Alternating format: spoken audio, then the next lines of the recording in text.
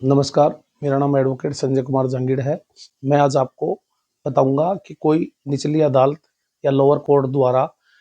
Cheque bounce के मामले में किसी मुलजिम की सज़ा कर दी जाती है या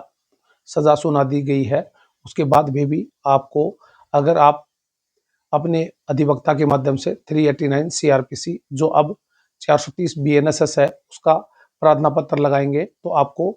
उस समय जेल नहीं जाना पड़ेगा, आपको राहत मिल जाएगी। उसके लिए फिर आपको क्या करना होगा कि आपको एक जमानती पेश करना होगा और जो आपके जो अधिवक्ता है, जो मुलजिम के वकील है, उसके द्वारा यह प्रार्थना पत्र 389 जो अब सीआरपीसी का था, जो अब 430 बीएनएसएस हो गया है,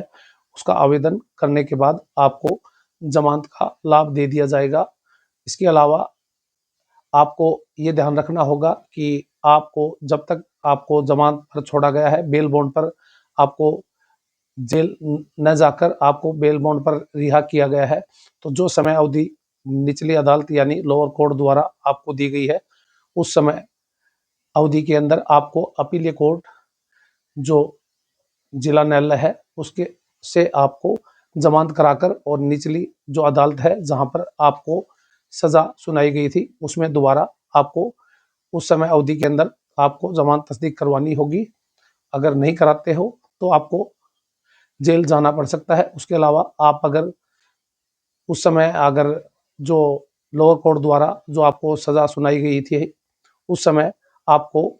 जेल न जाकर आपको 389 सीआरपीसी जो अब 430 बीएनएसएस है उस पर आपको जमानत का लाभ मिल जाएगा। आपको उस समय जेल नहीं जाना पड़ेगा, आपको कुछ समय के लिए आपको राहत मिल जाएगी और आप फिर अपीलीय कोर्ट से आपकी जमानत करा के लाओगे तो सजा स्थगित होने के बाद आप, जब तक आपका अपीलीय कोर्ट में मुकदमा चलेगा तब तक आपको जेल नहीं जाना पड़ेगा। और अगर वहां पर अगर चेक बाउंस में सजा हो जाती है तो फिर आपको जेल जाना पड़ सकता है। लेकिन जो निचली अदालत है जहां पर आपने अगर आवेदन सजा होने के बाद भी 389 सीआरपीसी जो अब 430 बीएनएसएस है उसका आवेदन प्रार्थना पत्र लगाएंगे तो आपको जमानत का लाभ मिल जाएगा। इसके अलावा ये जो धारा है जो मैंने अभी बताई है 389 सीआरपीसी जो अब 430 बीएनएसएस हो गई है,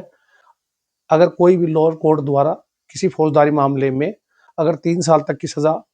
अगर न्यायालय द्वारा कर दी गई है तो उसमें भी इसका प्रार्थना पत्र का आपको लाभ मिल सकेगा और आपको जमानत बेल बॉन्ड पर आपको मुचलकों पर आपको जमानत का लाभ मिल जाएगा। बस आपको शर्त यह है कि आप पहले से जमानत पर हैं तो कोर्ट द्वारा और 389 सीआरपीसी जो अब 430 बीएनएसएस है उसमें 3 साल तक की सजा अगर लोअर कोर्ट द्वारा अगर कर दी गई है, अन्य मामले में भी फौजदारी मामले में, तो भी आपको इसमें लाभ मिलेगा। इसके अलावा अगर कोई गंभीर अपराध है, अगर कोई मृत्युदंड या आजीवन कारावास का अपराध है तो फिर अपीलीय कोर्ट द्वारा अगर आपकी जमानत दी जाती है तो उसके लिए फिर सरकारी वकील को सुनकर और कोर्ट के विवेक पर आपको जमानत दी जाएगी, अन्यथा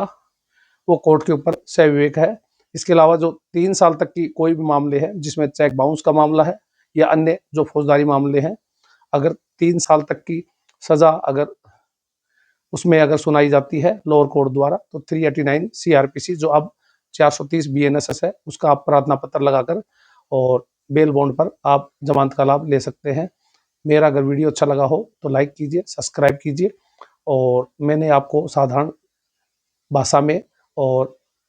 सिंपल तरीके से मैंने आपको समझाने की कोशिश की है, कानूनी लैंग्वेज में समझने के लिए। और